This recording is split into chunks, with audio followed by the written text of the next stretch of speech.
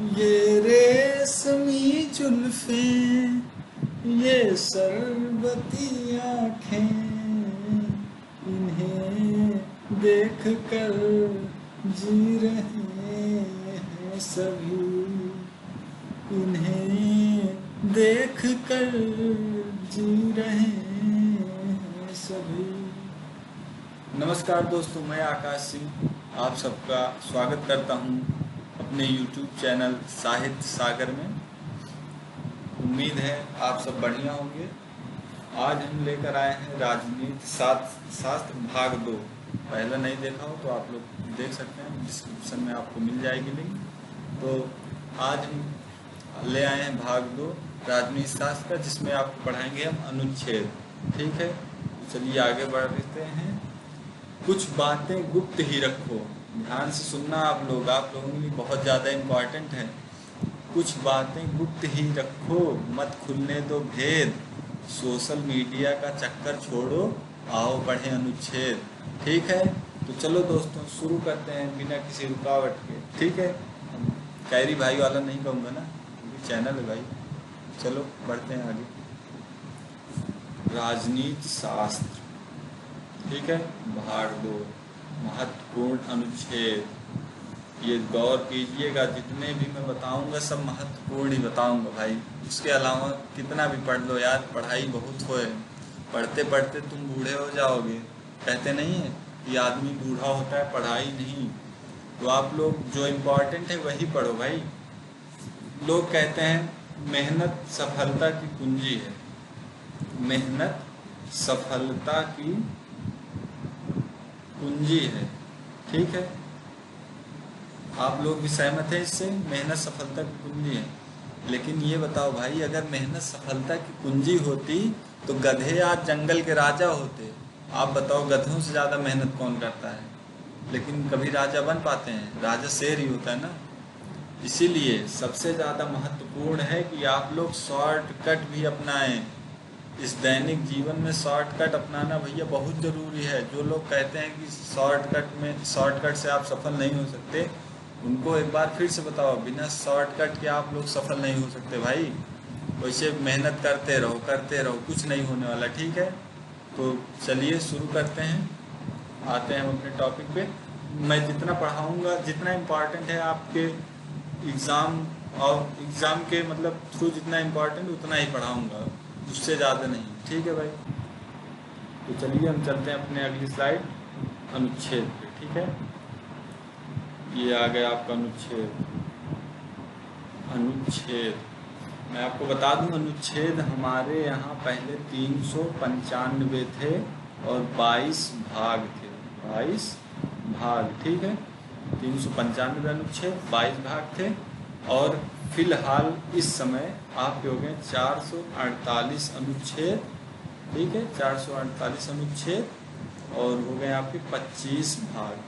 ठीक है, लेकिन अभी भी एग्ज़ाम में पूछा जाएगा आपका 395 से ही पूछा जा रहा है। ठीक है, तो अभी यही आप लोग पढ़िए, जैसे होगा चेंज वैसे हम आप लोगों को अपडेट करते रहेंगे। ठीक है, तो मैं आपको एक बार फिर से बता दूं कि 395 पहले थे और ये भी यही एग्ज़ाम ओरिएंटेड सही है। ठीक है, और 22 भाग ये मैंने पहले आपको पहले वीडियो में पढ़ा रखा है भाग के बारे में, जो जो इम्पोर्टेंट है। तो अब हम शुरू करते हैं अनुच्छेद के बारे में। मैं जितना मोस्ट इम्पॉर्टेंट हैं वही लेकर आया हूँ आपके लिए। ठीक है, उससे ज़्यादा पढ़ के करोगे क्या भाई?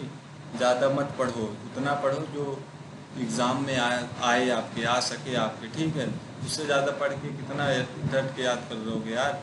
कितना पढ़ोगे? पढ़ाई बहुत होती भाई।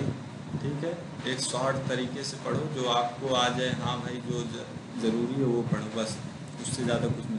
तो चलिए शुरू करते हैं बिना किसी रुकावट के। ठीक है, तो आर्टिकल आपका ये रहा और तथ्य ये रहे आपके। ठीक है, मैं इसे इरेज कर देता हूँ थोड़ा।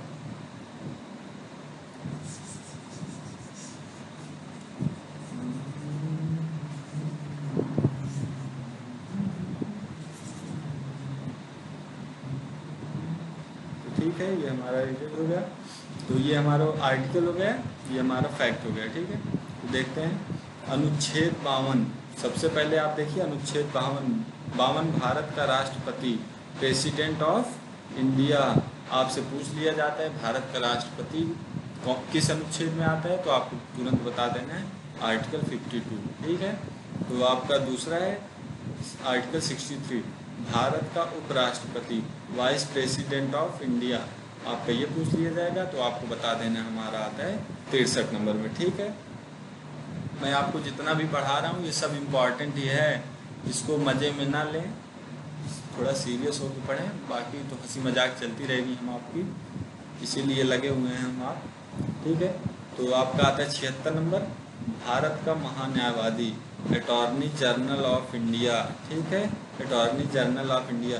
देखो भाई मेरी इंग्लिश वीक है, इसीलिए आप लोग एक बार स्पेलिंग देख लीजिएगा, ठीक है। तो फिर चलिए आगे चलते हैं। भारत का महान्यायवादी मैंने आपको बताया अटॉर्नी जनरल ऑफ इंडिया, यह आता है आपका 76 नंबर आर्टिकल में, 76 में। आपका 80 नंबर आर्टिकल में आता है राज्यसभा, राज्यसभा आपका आता है 80 नंबर अनुच्छेद में, अनुच्छेद 80 में आता है राज्यसभा, 81 में आता है लोकसभा, ठीक है, 81 में आता है आपका लोकसभा। तो आपका इसके बाद आता है सर्वोच्च न्यायालय, सर्वोच्च न्यायालय आपका सुप्रीम कोर्ट इस अनुच्छेद में आता है, तो आप लोग बताएंगे 124 नंबर अनुच्छेद में आता है आपका सर्वोच्च न्यायालय, ठीक है। उसके बाद आता है आपका राज्य का महाधिवक्ता, advocate general of state, advocate general of state आपका किसमें आता है 165 अनुच्छेद 165 में आपका आता है राज्य का महाधिवक्ता, ठीक है। उसके बाद हमारा हो गया 214 नंबर उच्च न्यायालय, हाई कोर्ट आपका इसमें आता है, आपका हाई कोर्ट आता है 214 नंबर। और ये पूछ लिया जाता है कि सबसे बड़ा उच्च न्यायालय कहाँ है, आपका वो है उत्तर प्रदेश के इलाहाबाद, इलाहाबाद, ठीक है। तो चलिए हम आगे बढ़ते हैं, अपने अगली स्लाइड पे चलते हैं, तो ठीक है। और एक बात मैं आपको फिर से बता दूं कि ये बहुत ज़्यादा अति महत्वपूर्ण है सब, इसीलिए मैं बता रहा हूँ आपको, अति महत्वपूर्ण है ये सब, ठीक है। इसके बारे में हम लोग विस्तार से चर्चा करेंगे, लेकिन अभी ये अनुच्छेद को आप लोगों को बता दे रहा हूँ जो महत्वपूर्ण है ये करिए, उसके बाद हम एक एक के बारे में, यार जितना मैं बता रहा हूँ इनके सब के बारे में, महत्वपूर्ण तो हैं ये लोग, तो इनके बारे में हम चर्चा करेंगे विस्तार रूप में, ठीक है। तो आप लोग चिंता मत करिए, ज़रा सा भी हम पढ़ाएंगे आप लोगों को, ठीक है। चलिए आगे चलते हैं। ये आपका आ गया 266वां नंबर, भारत का संचित निधि, भारत की संचित निधि, consolidated fund of India, consolidated fund of India आपका आ गया 266, भारत की संचित निधि। ये सब मैं जितने भी बता रहा हूँ एक बार फिर से बता रहा हूँ, बहुत इम्पोर्टेंट है भैया जो बता रहा हूँ, ये एग्ज़ाम में कई बार पूछे गए ये सब, ठीक है। तो हम आते हैं अपने अगले पे, तो 267 अनुच्छेद 267 में आता है आपका भारत की आकस्मिक निधि कोष, भारत की आकस्मिक निधि कोष, कंटिजेंसी फंड ऑफ इंडिया, ये आकस्मिक, एक बार फिर से देखिए, भारत की आकस्मिक, जैसे कोई जैसे अभी बाढ़ ओढ़ आती थी, ये सब बाढ़ आता है और सब होता है, आकस्मिकता के लिए ही रखा गया है ये, ठीक है। ये कोष तो इसमें सरकार निकाल के पैसे दे देती है, ठीक है, राज्य सरकार को दे देती है, जहाँ जहाँ काम रहता है देती है, ठीक है। तो आते हैं हम अगले पे 280 वित्त आयोग, ठीक है, वित्त आयोग, फाइनेंस कमीशन, फाइनेंस कमीशन आपका वित्त आयोग पूछ लिया जाएगा किस अनुच्छेद में है, तो आपको बताना है 280। उसके बाद आता है आपका अनुच्छेद 312 अखिल भारतीय सेवाएं, all India services, all India services आपकी आती हैं 312 नंबर अनुच्छेद में, ठीक है, ठीक है। ये एग्ज़ाम कंडक्ट करके आप लोगों को नौकरियाँ दिलाती हैं ये अखिल भारतीय सेवाएं, ठीक है, जैसे यूपीएससी दिलाता है वैसे ये भी दिलाती हैं, ठीक है। तो आते हैं हम अपने अगले अनुच्छेद 315, अनुच्छेद 315 संघ लोक सेवा आयोग, एक बार आप लोग फिर से देखिए 315 संघ लोक सेवा आयोग, UPSC, union public service commission, इसी के पीछे बच्चे अपना घर बार तक त्याग कर पड़े रहते हैं, सुख चैन सब त्याग कर पड़े रहते हैं। ठीक है, ये हमारा आईएएस आईएएस यही है। ठीक है, ये कंडक्ट कराता है। आते हैं हम 324 नंबर, अनुच्छेद 324 निर्वाचन आयोग। ठीक है, इलेक्शन कमीशन।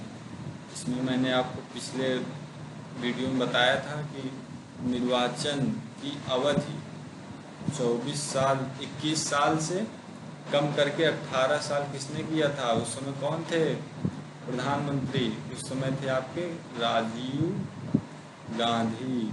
ये बहुत बार पूछा गया एग्ज़ाम में। ठीक है, ये भी बहुत इम्पॉर्टेंट है। जितने भी सब इम्पॉर्टेंट हैं, ये भी इम्पॉर्टेंट है। ठीक है, आगे चलते हैं फिर अपना। तो आते हैं हम अपना अनुच्छेद 338। अनुच्छेद 338 अनुसूचित जाति आयोग, एससी कमीशन। एससी कमीशन आपका आता है 338 नंबर अनुच्छेद। 338 ए देख लो, 338 ये हो गया। 338 ए, 338 ए में आपको आ गया अनुसूचित जनजाति आयोग, एसटी कमीशन। एसटी कमीशन आपका हो गया 338 ए में। और जब बात करने जा रहे हैं 3 ऐसे मोहरों की, ये सब समझ लो आपकी असरफियाँ हैं। ये इतना इम्पॉर्टेंट है भाई।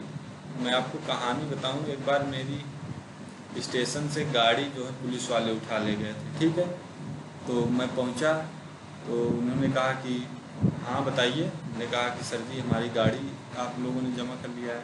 पूछे क्या करते हो? तो मैंने बताया कि सर पढ़ाई करते हैं। तो बोला अच्छा पढ़ाई करते हो? हमने कहा हाँ सर। कहें क्वेश्चन कुछ बताओगे? हमने कहा बिल्कुल सर आप पूछिए। उन्होंने कहा कि तीनों आपात सेवाएं जो हैं, राष्ट्रीय आपात, राष्ट्रपति शासन, वित्तीय आपात, आप इन तीनों के बारे में बता दीजिए, हम आपकी गाड़ी दे देंगे तुरंत। ठीक है, तो हमने कहा बिल्कुल सर ठीक है। तुरंत बताया मैं 352 राष्ट्रीय आपात, 356 राष्ट्रपति शासन, 360 वित्तीय आपात। उन्होंने कहा ठीक है भाई आप अपनी गाड़ी ले जाइए। इंटरेस्टिंग लगी स्टोरी? ठीक है, ये हकीकत है भाई, काल्पनिक नहीं है। ठीक है, तो आप लोग ये याद रखिए, बहुत ही आवश्यक है ये भाई। बहुत बार एग्ज़ाम में पूछा गया है, तो सर ने भी पढ़ा रहा होगा कहीं, तो पढ़ा तो रहा होगा तभी निकाले थे। तो वही सब है, तभी ये इम्पॉर्टेंट है। ठीक है, पूछा जाता है बहुत बार एग्ज़ाम में, तो आप लोग बहुत ज़्यादा ध्यान दीजिए इन तीनों पे। तो खास करके 352, 356, 360 ये आपके आपात हैं, समझ लो। ठीक है, आपात स्थिति ऐसे याद कर लो आप। ठीक है, आपात आपका आ गया 352, 356, 360। ठीक है, ये आपका हो गया राष्ट्रीय आपात, ये आपका राष्ट्रपति शासन, प्रेसिडेंट रूल, ये आपका वित्तीय आपात, फाइनेंशियल इमरजेंसी। ठीक है, तो आज हमारा इतना ही था अनुच्छेद में। यही आपके बहुत इम्पॉर्टेंट हैं। हम आगे लेकर आएंगे आपके लिए कुछ नया वीडियो। ठीक है, तब तक आप बने रहिए हमारे साथ हमारे YouTube चैनल साहित्य सागर पर। हम आप सबको एक बार फिर से लेकर आएंगे कुछ इंटरेस्टिंग टॉपिक। ठीक है, तो चलिए आप सभी को जय हिंद, जय भारत।